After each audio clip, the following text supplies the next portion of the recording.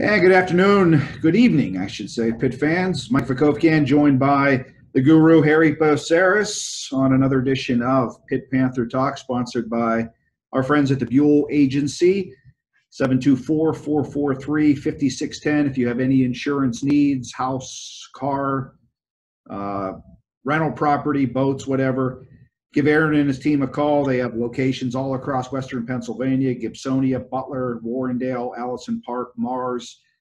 They sponsor us. We always ask if it's possible, you take care of our sponsors because they make stuff like this happen. And haven't talked to you in a while, Harry. Looking good. I know you're set to hit the road again, so we wanted to get in a few things that Sure. cropped up in the last 24 to 48 hours. And I think the biggest thing was last night. Two Pitt Panthers got approached, at least offer-wise, by major SEC programs.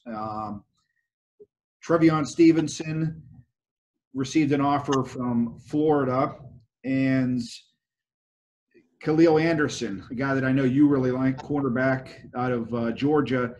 In the last 2 weeks, he's received 3 SEC offers: Ole Miss, Arkansas, South Carolina. I talked to both of those guys last night. We received good traffic with the articles on today on Pittsburgh Sports Now. And both of those guys told me there. One said he was 200% committed to Pitt. The other said he's 1,000% committed to Pitt. He said their relationship with the coaches are too strong.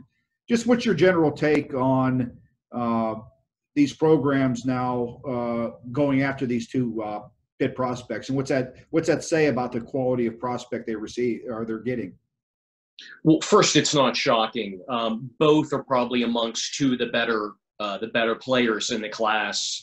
Anderson, the day he committed, I knew there'd be a lot of programs coming after him. Stevenson, you look at that frame, 6'5", he could move, has an amazing work ethic. You knew the teams are going to be going after him as well. Obviously, again, I always say this, our fans are a little fatalistic, and I was getting DMs and tweets the second these players were offered, but I felt pretty confident. Pat Narduzzi and staff have a great track record of developing rapport, and I said this last night. Coach Narduzzi put up that kind of cryptic tweet that wasn't so cryptic, and I translated it, and I said commitments and relationships matter. Recruiting is sales. You build the rapport, you build trust. And if they feel comfortable and trust the staff, they'll stick with them despite additional offers. Now, let me separate last year's class from 2021, something fans may not have thought about. Years past, there was a June rush. We've had this avalanche of commitments. So what happens, and they weaponize these visits on purpose. They'll bring all the players in. There's excitement. There's players committing. They'll look at their parents and go home and go, hey, X, Y, and Z just committed. I have to do it too. So you get a lot of that excitement, and you get, I think I forgot how many, they had 10 commitments in one day. You have a possibility of a player going, wait a minute, I just got an additional 12 offers a month later. I kind of dove in, and I need to reconsider. And I think in the last class, they had 2 that decommitted. And they had major offers. This class of 2021, obviously I'm not telling anyone what they don't know. We're in the midst of a pandemic. They've spent time with the staff. There's been no June rush. It was really going through, spending time with the staff, building up a little bit more rapport. So I'm really not shocked. And people have to look at what Pitt has to offer, which is substantial. And Pat Narduzzi is also offering stability and a great defensive mind with both of them to work with. So I'm not entirely shocked that they rebuffed these supposedly larger offers in some senses. I always say this, in that it's one thing to get the player, but and I think sometimes fans see the recruiting class start to fill up a little bit and think that, the coach's job is done recruiting just because they got a commitment. That commitment here, or that recruiting process, goes all the way till December, right, Harry?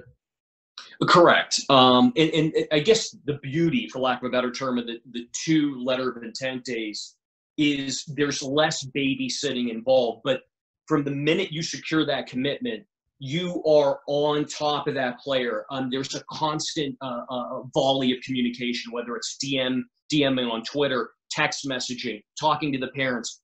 You're keeping them in the stable because, as everyone very well saw with Anderson and Stevenson, there's teams always knocking on the door and always in their ear, and keeping that trust, keeping that rapport built is absolutely imperative. And for the most part, they haven't been flawless, but guess what? No one's flawless. LSU won the national championship last year. They had a lot more decommitments than Pitt did. So no team is flawless, but if you look at Pat Narduzzi's track record and his staff, they've done pretty well. This recruiting class, where we stand right now here in July, it's shaping up to be, last year Pitt was in the mid-40s. Right now they're in the both major recruiting services. They're in the top 20. It's shaping up to be really good. I think a lot of times people look at stars and equate that to how, the quality of the kid. I go by, what your offer list is. And if you look up and down every one of, aside from maybe two of Pitt's recruits, 2 or 3 Pitt's recruits, and one of them has a story as far as the quarterback goes, they got a major offer list. This is shaping up to be a really, really good class. It could get higher because some of these 3-star guys, as it happened last year, some of these guys have a chance to go from they're on that border as far as rating goes, from being a 3-star to a 4-star, right here. Correct. And we've seen this trend the last 2 or 3 classes where you start to look just up and down, and there are very few question marks. And I think that's why you're going to see this program continue to improve. But Khalil Anderson's a good one. I can easily see him popping into a 4-star at some point. The 2 running backs signed, Malik Newton and Rodney Hammond, are fantastic backs. Hammond has already been, I think, rated preseason a 4-star. Newton can easily be bumped by the end of the season. Terrence Enos and Brandon Honorable, the 2 gigantic linemen that we took out of Detroit. Enos is already bordering on a 4-star. Honorable is, you look at his frame, he's going to be an animal. He's going to be a monster once they get him in the weight room. I could see either one of those guys going. And Miles Austin, too, you look at him on film, a dynamic playmaker. One of these guys, I know they're going to have to really hold on to, because I could see more offers coming, and I could see him being a 4-star by the end of it as well. One thing that kind of baffles me a little bit, and I don't work for the rival service. I don't know the dynamics that go into how a player, whether it's attention they get, what part of the country they're from, or whatever, but this affects, if you put a stock into it, and, we have to a little bit, but Trevion Stevenson, he's a perfect example. He's a 2-star Rivals recruit, and yet he just picked an offer from Florida. And before that, he had committable offers. Before he committed to Pitt, he was getting the artwork. He could have committed to these programs such as Florida State, Penn State, Texas, Miami, Michigan, West Virginia. You're not a 2-star recruit and have that sort of offer sheet, right? Correct. And this conundrum, for lack of a better term, they had in the last class as well. They had some 3-stars that had 20 legitimate Power 5 offers. I will say this, defending all the major recruiting sites, they go through cycles. So this was like a preseason ranking on him. And I don't know, too, if it's because he's a tweener. In particular with Stevenson, he's either a defensive end or a large outside linebacker. But I think what's going to happen, you're going to see, at least with him, he will get a bump. But rating him a 2-star now is ridiculous. And then I have a considerable amount of people that follow me on Twitter. I go through this argument constantly. No matter who we land, there's 1 or 2 the people that'll get a hold of me and go, "Where's the 4 stars?" Well, this guy's pretty close in terms of the offer sheet. Yeah. So it's tough. I think with COVID, it's been even tougher getting some of these guys. And sometimes they're at camps and they get to evaluate them and they put their own ranking out right now. And I feel any prospect right now that's developing and is probably a bona fide P5 player that developed into that but can't be at a camp, I feel for. I really do. And let's hope they have a season to show what they're capable of doing. But I think that's what's going on right now. There's a lot of ambiguity because of COVID. And a lot of these players we just talked about, in particular Stevenson, I think you're going to see get bumped up. Pitt Panther Talk here on Pittsburgh Sports Now. Mike Vikovcan joined by Harry Paceris. Our show is sponsored by the Buhl Insurance Agency. Harry, I saw something on Twitter today. A fan or one of the your followers on Twitter asked you for a sleeper player for Pitt on defense. You know, I know people are itching to players to get to camp. Everyone is. We are. And Pitt's defense is getting all the attention that they deserve, and rightly so. But you named a guy on defense, on the defensive line, that you think that could be a sleeper this year. I did. You know, it's funny. I had a guy message me and go, "Hey, listen, I'm meeting with some clients. We're all a bunch of Pitt fans. Who on defense do you think could emerge?" And he goes, "I want someone that no one talks about." So I went with Kaleo, who we took out of Miami, Florida, defensive tackle.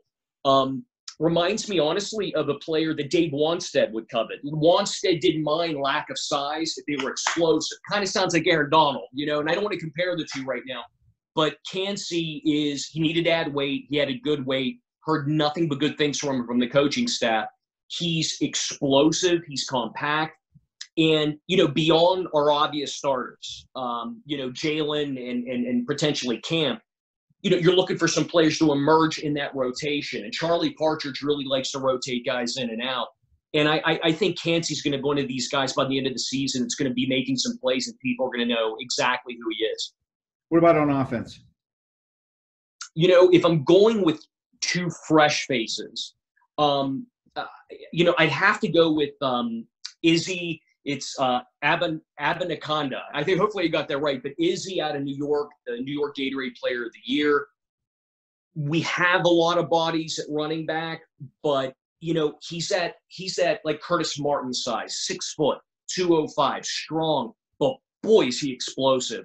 And I don't know prior to like at least last season, looking back, if we had a player that had his skill set. So I think he's going to be a dynamic playmaker that's going to suck up a lot of that playing time. He's going to fight his way in.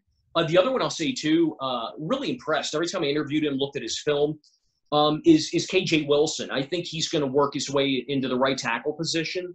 And he's an enormous young man that can move. And that's imperative because we didn't have that in the past with some of the other players who we brought in as transfers. He has great feet. He's a mammoth. And when you talk to him, I kind of like players that have a little bit of swagger. And he is not shy about coming to the ACC and showing them what he could do. So those two players to me are going to be great additions on the offense. All right, Harry, last question before we let you go here.